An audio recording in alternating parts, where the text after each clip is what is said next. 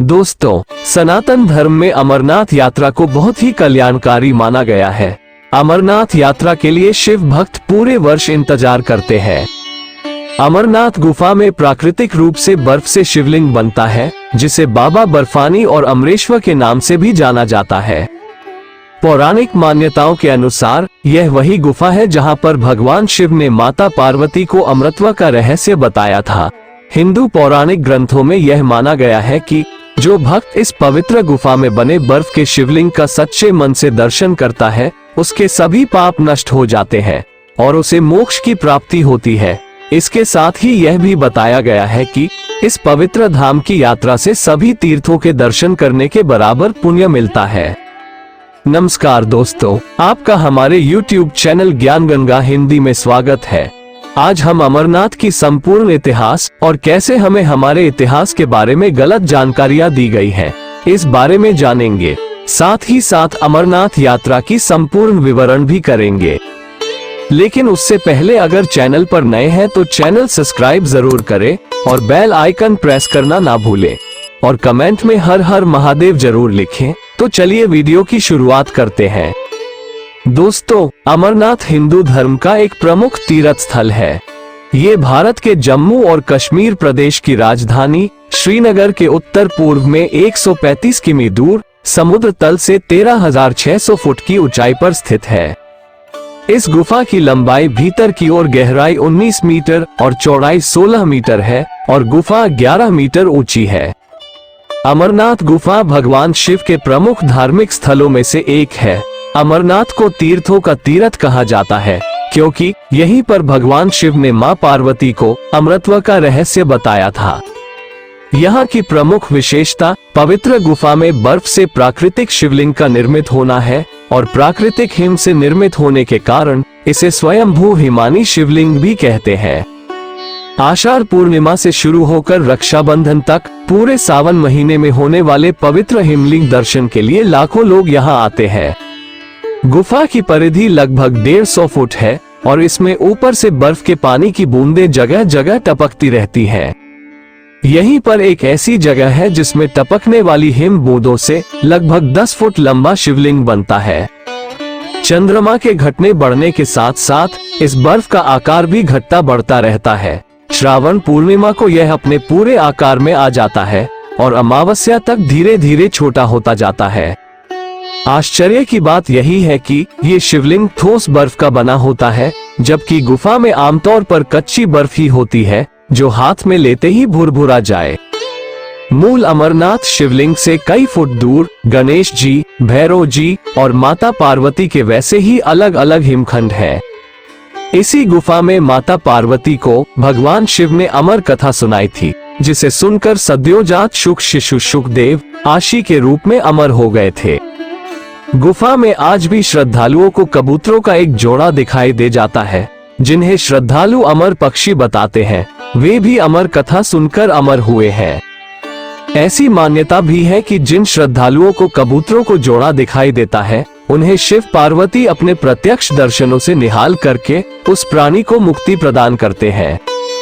ये भी माना जाता है कि भगवान शिव ने पार्वती को इस गुफा में एक ऐसी कथा सुनाई थी जिसमें अमरनाथ की यात्रा और उसके मार्ग में आने वाले अनेक स्थलों का वर्णन था। ये कथा कालांतर में अमर कथा नाम से विख्यात हुई। कुछ विद्वानों का मत है कि भगवान शंकर जब पार्वती को अमर कथा सुनाने ले जा रहे थे तो उन्होंने छोटे छोटे अनंत नागों को अनंत नाग में छोड़ा, माथे के चंदन को चंदन बाड़ी में उतारा, अन्य पिसू को पिसू टॉप पर और गले के शेषनाग को शेषनाग नामक स्थल पर छोड़ा था। ये तमाम स्थल अब भी अमरनाथ यात्रा में आते हैं।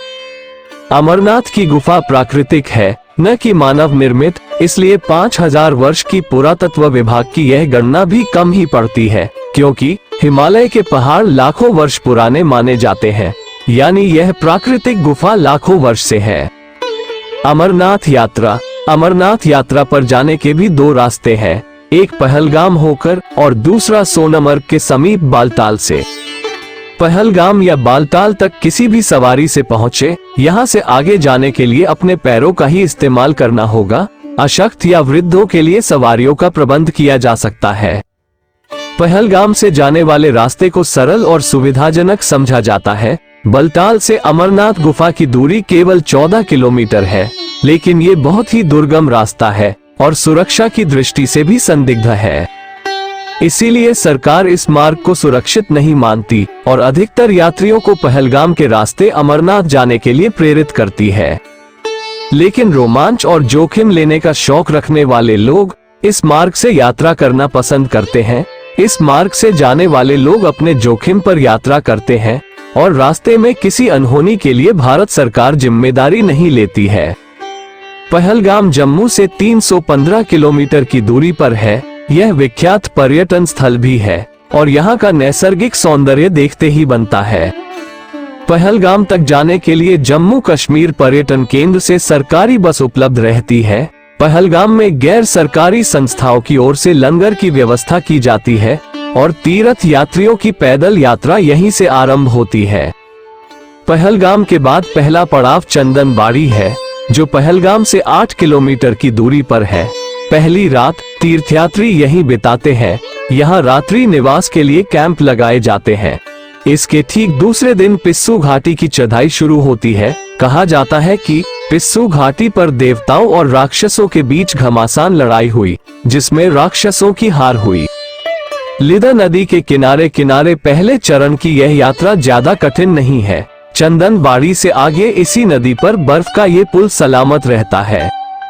चंदनबाड़ी से 14 किलोमीटर दूर शेषनाग में अगला पड़ाव है। यह मार्ग खड़ी चढ़ाई वाला और खतरनाक है और यहीं पर पिस्सू घाटी के दर्शन होते हैं।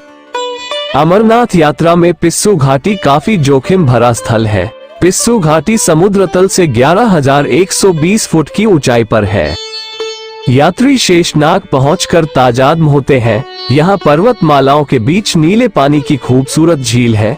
इस झील में झांककर यह भ्रम उठता है कि कहीं आसमान तो इस झील में नहीं उतर आया, और यह झील करीब 1.5 किलोमीटर लंबाई में फैली है। किंवदंतियों के मुताबिक शेषनाग झील में शेषनाग का वास है और 24 घंटों के अंदर शेषनाग एक बार झील के बाहर दर्शन देते हैं, लेकिन ये दर्शन खुशनसीबों को ही नसीब होते हैं। तीर्थयात्री यहाँ रात्रि विश्राम करते हैं और यहीं से तीसरे दिन की यात्रा शुरू करते हैं।